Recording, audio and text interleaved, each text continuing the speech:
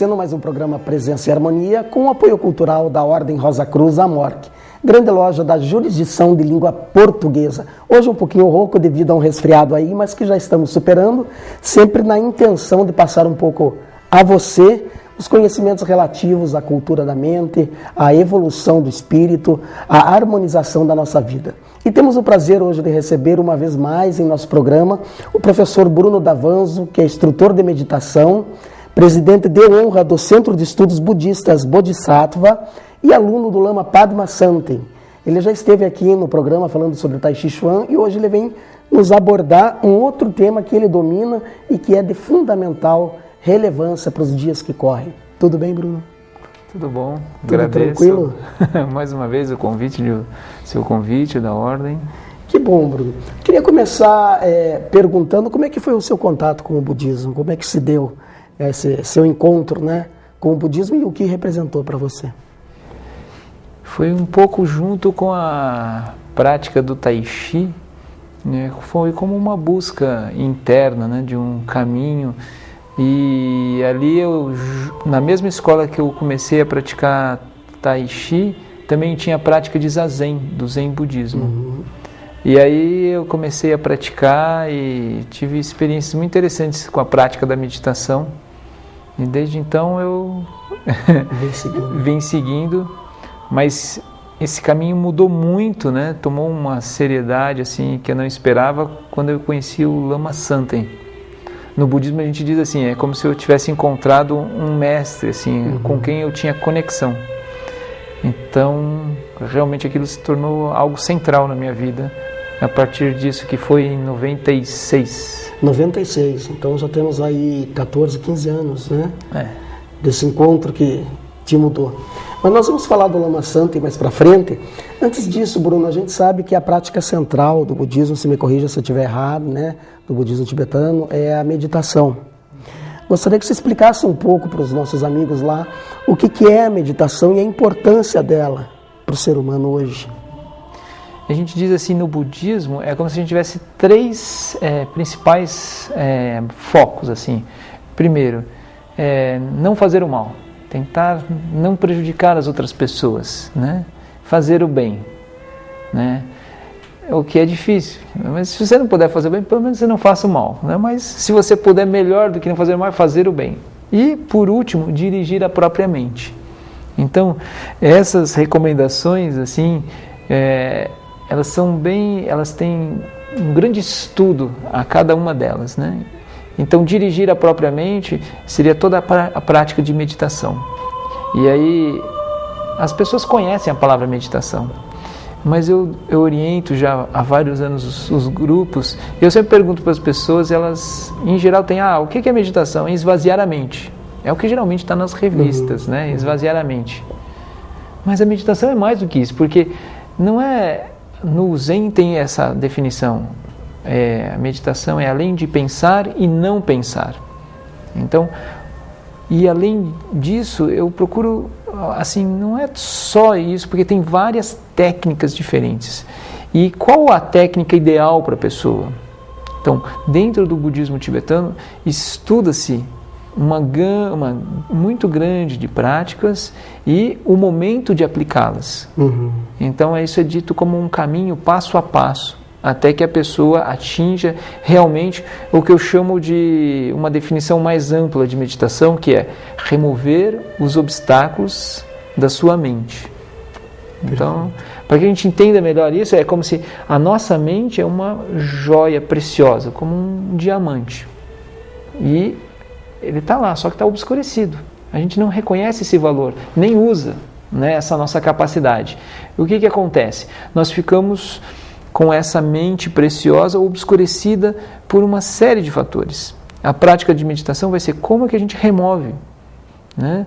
É como se nós temos essa verdadeira natureza sempre presente, mas a gente está muito ocupado, né? Eu brinco, assim, a gente tem como um mestre interior muito sábio que está o tempo todo, alô, eu estou aqui.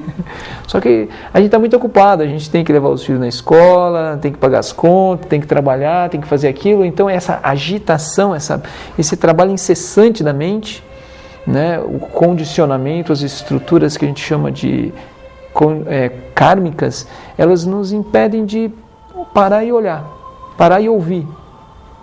Então, a prática de meditação é remover esses obstáculos para que a gente acesse essa verdadeira natureza. E aí, são diferentes etapas, diferentes práticas. Então, a gente procura ensinar um passo a passo. Então, de grosso modo, a gente pode falar que tem práticas de pacificação, né, que são práticas onde a gente simplesmente vai parar e vai não responder. Né? A gente chama até de shamatha impura. Shamatha impura. É meio assim, né? Pô, mas eu vou fazer uma coisa impura, eu queria fazer uma coisa pura, né? Mas é exatamente porque cada prática tem o seu limite.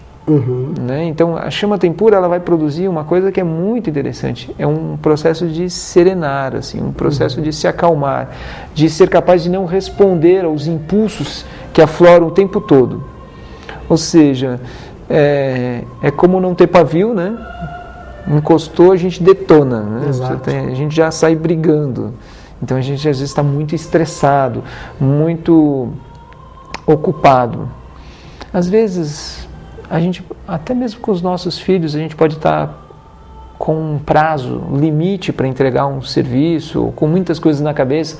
Vem uma criança pedir atenção e a gente não tem esse tempo. E a gente estoura, ou a gente fica impaciente, irritado com uma criança. Depois a gente pode até que se arrependa, mas na hora aquilo aflora. O que acontece conosco, né? Nós estamos assim muito agitados. Aí nós precisamos realmente dessa prática de pacificação. Isso vai nos ajudar. Mas vamos supor que a pessoa tenha sucesso. Ela senta e fica. Fazendo a prática de shamatha, ela consegue ficar serena. Ela pode ser, pai, eu acho que eu já sou quase um Buda. Né? Pai, eu fiquei muito bem, né? Sereno. Acho que eu entendi agora, né? Mas não é. É como se ela tivesse botado um botão pause do gravador. Ela não mexeu muito com as suas estruturas internas. A forma como que ela se manifesta condicionada continua tudo igual. Né? Apenas ela parou um pouco. Ou seja, isso dá um grande alívio. E é importante, sem essa prática a gente não vai avançar. A gente precisa ter essa capacidade de parar um pouquinho. Mas achar que isso já foi o final do caminho também não é eficaz. Perfeito. Porque tão pronto eu começo de novo na lida, vamos supor que eu faça um retiro de um fim de semana, uma semana, aí quando eu volto, eu começo a entrar naquela lida de novo, daqui a pouco eu estou tudo igual. Então, parece que a meditação não resolve. Não, ela resolve. Só que ela precisa ser vista de várias frentes, né? Então, eu diria que aí precisa ter um estudo muito profundo, né? E aí, a questão, principalmente, mexer com os condicionamentos, as estruturas que nós temos. Então, aí o budismo tem aí uma história de 2.500 anos. Experiência, né? Isso. Meditação. Eu digo que é um controle de qualidade já de 2.500 anos, né? Então eles têm uma prática que tem produzido resultados, tem praticantes que têm se envolvido com essa prática e transformado a sua mente. Uma das coisas mais interessantes que eu tenho notado, Bruno, é que as pessoas às vezes ainda têm uma ideia preconcebida de meditação, que ela exige um afastamento, se não permanente, mas muito prolongado da sociedade. Quando você, como professor de meditação, talvez possa atestar que não é necessariamente verdade. Existem os períodos de retiro, mas a pessoa pode estar inserida no burburinho da vida e ainda assim usufruir dos efeitos da meditação. É exatamente assim como o efeito da prática de shamatha impura pode produzir essa compreensão equivocada. Porque quando eu sento para meditar e fico lá paradinho, quieto, parece que a paz é possível, né? Eu vou até falar assim, você aí em casa, provavelmente, né, às vezes você acha que você é ansioso, né, você tem ansiedade, algumas pessoas acham que tem isso, agora cada vez mais é diagnosticado, até em crianças, é dado remédio para as crianças, né, Ritalina, cada vez mais cedo. Distúrbio de atenção, né? e falta de concentração, e a cada vez a gente dá mais remédio, né? Então, e aí? Eu digo uma coisa, a gente se treina para ser ansioso. É verdade. Então a gente tenta prever todas as coisas que vão acontecer, né? Então a gente faz isso uma vez, 2 vezes, não, mas ainda não deu muito certo. Então a gente vai tentando cada vez mais tampar todas as arestas para tentar não acontecer nenhum problema. Mas não é que acontece do mesmo jeito, né? Mas a gente não percebe isso, a gente tenta controlar as coisas. E não é possível. Né? Não quer dizer que a gente vai deixar tudo também a torto e direito, não ter nenhum controle, não é isso. Mas achar que nós temos esse poder já é um problema. Então o primeiro ensinamento do Buda, né, nas 4 nobres verdades, foi sobre a impermanência. As coisas estão sempre, constantemente mudando, né? A impermanência, então tem um estudo que chama sobre a roda da vida, né? E que a primeira coisa, tudo está constantemente mudando. Nós mesmos nascemos, vivemos um tempo e morremos, né? Aí só que a gente não percebe essa questão da impermanência, a gente dá por certo. Ou seja, se acontecer alguma coisa com a nossa saúde, se acontecer alguma coisa com o nosso carro, com a nossa casa, com o nosso relacionamento com as pessoas, a gente fala assim, não, mas isso era para durar o resto da vida. Mas não é que a gente fale isso, a gente toma como certo, porque quando aquilo muda, nós sofremos. Nós não só sofremos porque, por exemplo, se eu tiver que quebrar o meu carro, eu tiver que andar, eu vou passar frio. Mas eu sofro mais mentalmente. Que droga, parece que eu sou um azarado, parece que isso acontece comigo, que tem uma nuvem cinza em cima da minha cabeça, né? Alguma coisa desse tipo. Mas é um sofrimento mental, porque a pessoa não incluiu a impermanência, né, nos seus valores, na sua forma de pensar. Então é como se tivesse implícito, né, que o carro não pode acontecer nenhum problema. Mas o carro é impermanente. Né? Não quer dizer que budista não ande de carro, que não compre carro, não é isso.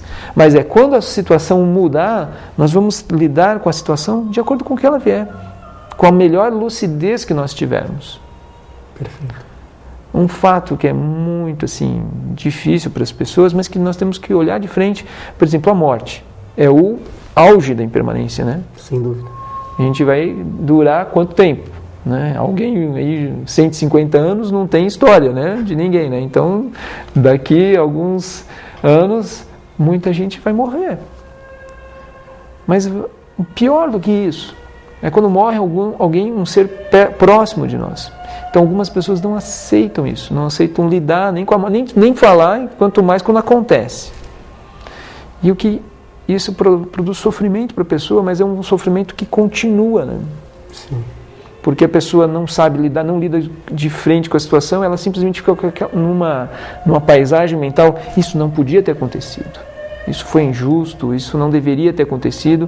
Ela não se abre para a possibilidade de que realmente, né, a morte pode acontecer a qualquer um, a gente não sabe quando. Então são situações difíceis, são coisas dolorosas, mas que nós temos que olhar, porque o primeiro passo é olhar de frente aquilo para poder, a partir daquilo, começar a agir com mais lucidez. Senão aquilo fica limitando a nossa visão. Então, quando a gente estuda os ensinamentos, a nossa compreensão vai mudando, as nossas estruturas, né? Ao mesmo tempo, a gente também tem outro tipo de prática, né, de shamatha, que é para a gente não ser tão responsivo, né? Então, eu tenho aqui que usar dos exemplos do Lama Padmasambhava, porque eu acho assim uma bênção para nós, assim, curitibanos, que o Lama Santen já muitas vezes veio aqui em Curitiba e dá ensinamentos aqui na cidade. E a habilidade dele de pegar um ensinamento de 2.500 anos atrás, a gente pode falar, o budismo é meio antigo, talvez esteja ultrapassado. O que o Buda falou para 2.500 anos atrás que vai ser útil para nós? E como é completamente atual. E o ensinamento não é uma coisa assim para você só ouvir, é para tentar ser aplicado na prática. na sua vida. E aí a gente pensa assim, o Lama usa de exemplos que são do nosso cotidiano. Veja, nós vamos usar um exemplo de time de futebol. Então a gente pega um ensinamento da roda da vida, que é o ensinamento, né, disso que eu estou falando da impermanência, mas das estruturas de identidade que nós temos. Nós temos 3 venenos na mente, são 3 venenos assim que nos aprisionam. Né? Na verdade tem um veneno principal, que é a avidya. A avidya é não sabedoria. Ou não reconhecimento da nossa verdadeira natureza. Todo o trabalho do budismo, na verdade, é reconhecer a nossa verdadeira natureza, a nossa natureza de Buda. Né? Então, esse é uma boa notícia no budismo, né? Porque, ou seja, todos nós já estamos salvos. Né?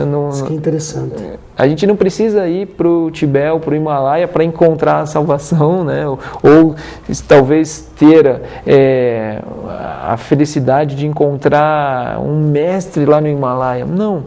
A nossa verdadeira natureza já está presente. Nós temos essa natureza.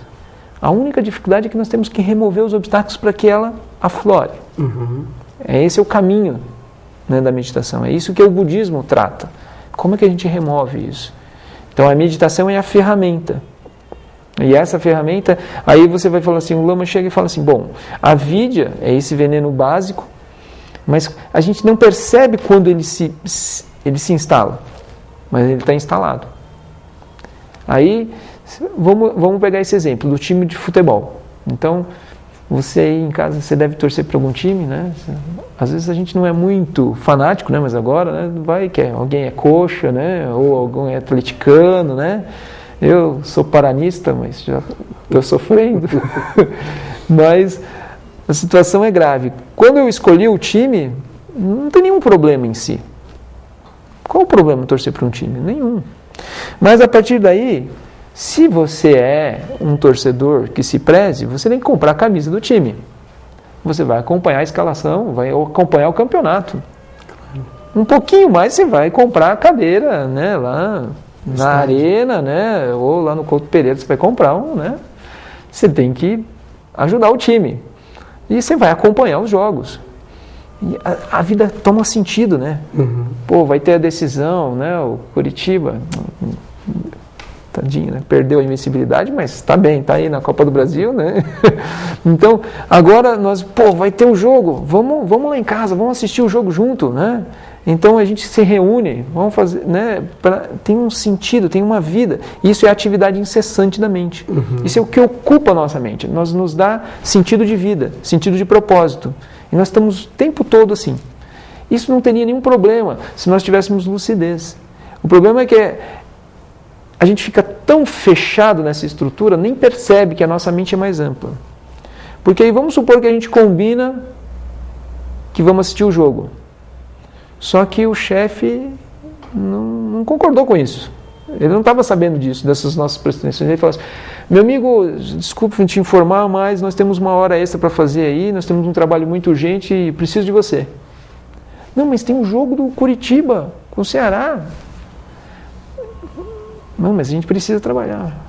Mas não seja insensível, né? A pessoa, bom, tudo bem, se você não pode, a gente pode procurar outro funcionário, né? Não que eu esteja pressionando, né? Mas a gente pode, inclusive você pode passar no RH depois, né? Ou seja, formalidades. O ponto não é esse, assim, como a pessoa surge na mente dela. Ela vai se sentir irritada, né? Ou mesmo, usando quando o Coritiba está jogando, pode ser que ele ganhe, todo mundo se alegre, né? Esperemos que isso aconteça, né? Mas, como foi há tempos atrás, quando o Coxa, no seu aniversário, perdeu e os torcedores perderam a cabeça. As pessoas ficaram bravas, irritadas, agrediam uns outros. Isso não só acontece aqui, acontece também em outros lugares. As pessoas choram quando o time é rebaixado. Por quê? Porque elas estão fixadas ali. Isso é apego, né? Eu não sei se de acordo com o tratamento budista, a questão do apego. A gente chama, assim, é como se a gente estivesse fixado mesmo. A gente perdeu, é uma identidade. É aquela identidade de time. Tudo que acontece para o time é como se acontecesse para mim. É como se tivesse, né? Quando o juiz prejudica a mim. Ah, entendi. Há uma identificação. Uma identificação completa. Então é o meu time. Inclusive, se a pessoa está um outro tá falando sobre o seu time, você se sente ofendido. E a pessoa é capaz de brigar, agredir o outro. Isso é energia de defesa. E aí parece que surge um impulso que é automático. Aí a gente pensa assim, você já ouviu falar que, por exemplo, raiva faz mal? Né? Que sim, produz substâncias químicas negativas no corpo. A maior parte das pessoas já sabe disso. E a medicina está reconhecendo. Está reconhecido, é uma coisa psicossomática. Vai aumentar a pressão arterial, né? A pessoa vai ter problemas, pode ter dor de cabeça, tensão corporal, tudo pela raiva. A gente tem essa informação já, mas a gente deixa de ter raiva por a gente saber disso? Não, aí é que está. A gente ainda não consegue dominar isso, né? Controlar. A ideia do budismo não é nem controlar, mas é sim como é que a gente pode transcender a raiva.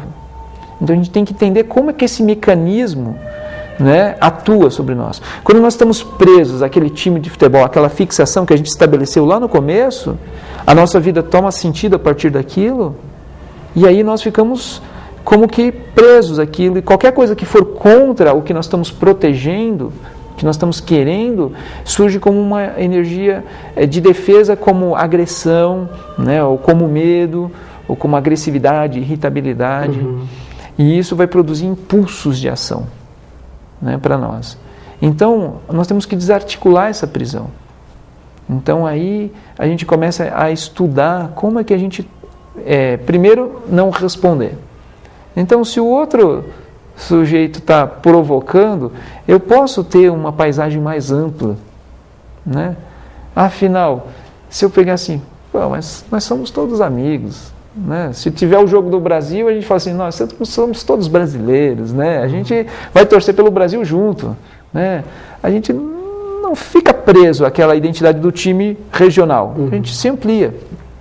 Já é melhor. A gente só sofre de 4 em 4 anos, né? Quando tem a Copa, não, ou de 2 em 2, mas, enfim, a gente se amplia. Mas o fato básico do budismo é que a gente chegar, se a gente tiver uma paisagem positiva, a gente vai chegar no sentido de que nós estabelecemos aquela identidade, mas nós não precisamos ficar presos. A identidade do time de futebol está funcionando, mas a gente não está preso a ela, nós somos mais amplos. Por exemplo, a gente pode ser pai de família, a gente pode trabalhar numa empresa, a gente pode fazer outras coisas. Mas quando a gente se esquece disso, nós respondemos, nós ficamos reativos. E o trabalho da meditação é justamente essa prospecção interna para desarticular esses mecanismos nocivos e ir atingindo a lucidez que você se referiu. Exatamente. Por exemplo, as pessoas podem falar assim, né? Eu não torço para nenhum time, eu não faço essas coisas violentas, mas nós defendemos um time, o time do eu mesmo. É verdade. A gente está sempre defendendo esse time do eu mesmo, né? Então a gente, às vezes, entra em disputas, né? E exatamente porque a gente perde esse ponto de ampliação.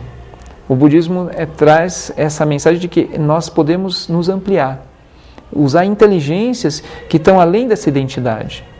Por exemplo, a motivação de trazer benefício aos outros seres, que é um foco principal no budismo, já é uma ampliação da consciência. Porque o exemplo de um jardineiro, ele vai cuidar da planta, ele está lá, ele vê a necessidade da planta. Ele não está preocupado consigo próprio, com o que ele está ganhando. Mas sim, você precisa trocar água, precisa trocar a terra daquela planta, né? O que ela está precisando? De uma sombra. E ele faz tudo aquilo, ele se esforça, ele põe energia naquilo. Daqui a pouco a planta está melhor e ele se alegra pela planta. Ele mesmo não ganhou nada com isso. Perfeito. Bruno, você se referiu várias vezes já ao Lama Santen, né? Ainda que seja um lama muito conhecido no Brasil, eu gostaria que você o apresentasse ou reapresentasse ao nosso público, agora nesses 3 minutinhos finais, e parece que você trouxe um vídeo também dele. É verdade. O Lama Santen é muito querido, meu professor, né? tudo, né, que eu aprendi, toda essa mensagem, a gente tem mantido o Centro Budista aqui na cidade de Curitiba, né? A gente tem 2 locais, né? O Centro de Estudos Budistas lá no Alto da 15 e no nosso local, na Academia Paramita, a gente também tem grupos de prática, né? E a gente tem conduzido isso graças a essa bênção de um mestre, que é o Lama Santen, um mestre que tem grande realização.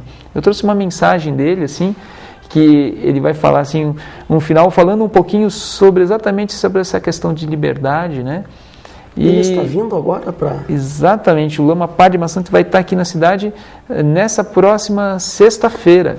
Olha a oportunidade aí, imperdível, então. Ele vai dar uma palestra sobre budismo, amores e família. Como que o budismo lida com essa questão de conflitos, às vezes, né, de resolução de conflitos, na sexta-feira, às 7h30 da noite. E as informações podem ser obtidas no site, né, que a gente está colocando aí no ar. Né? Com certeza, saiu várias vezes. E também a gente vai ter um retiro com o Lama no sábado e domingo.